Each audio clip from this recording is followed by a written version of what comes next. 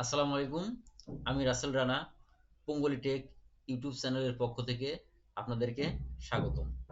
আমি আজকে আপনাদেরকে দেখাবো জুম অ্যাপের ব্যবহার। জুম অ্যাপটা কিভাবে আমরা ডাউনলোড দিব, তারপরে ইনস্টল করার পর এই জুম অ্যাপের মাধ্যমে কিভাবে জুম মিটিং করব, ক্লাস করব ইত্যাদি।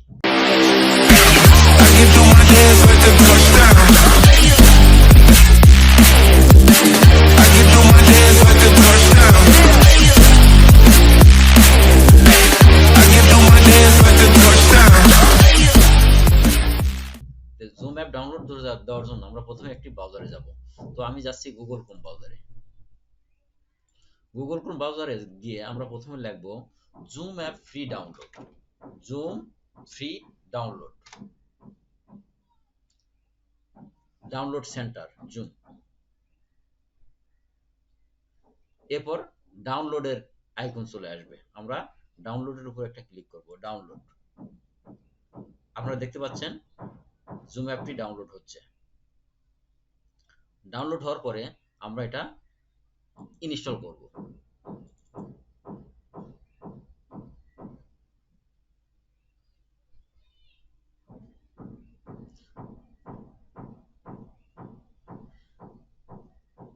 যেহেতু আমার জুম অ্যাপটা পূর্বে থেকেই পিসিতে ডাউনলোড করা ছিল, কাজেই জুম অ্যাপটি আমার সরাসরি চালু হয়ে গেছে। এখন নতুন মিটিং এর নিউ মিটিং এর জন্য আমরা কি করব? নিউ মিটিং, নিউ মিটিং এ যাব। দেখা যাক নিউ মিটিং শুরু হয়েছে। নতুন একটা মিটিং শুরু হয়েছে। এখানে দেখা যাচ্ছে পার্টিসিপেন্ট 1 নিউ। এখানে এই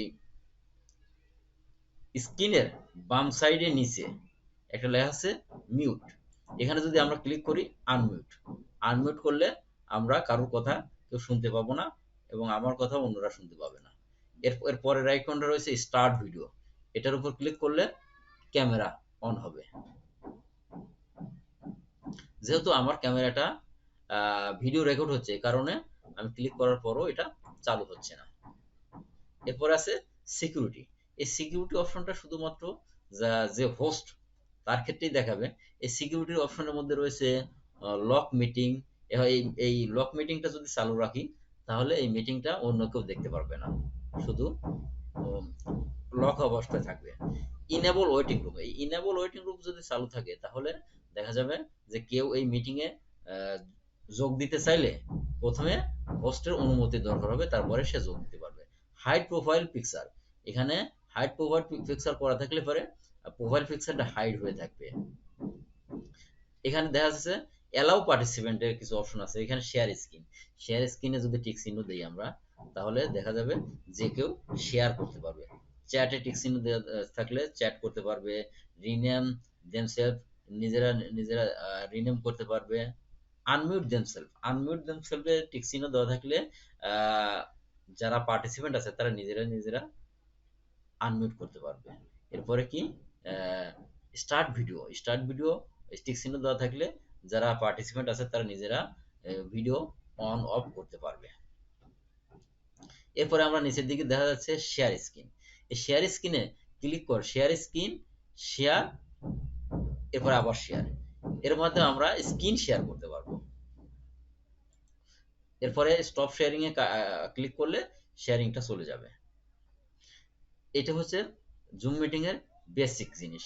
আর আরেকটা গুরুত্বপূর্ণ ব্যাপার হচ্ছে যে জুম স্ক্রিনের বাম সাইডে উপরে একটা সবুজ আইকন থাকে।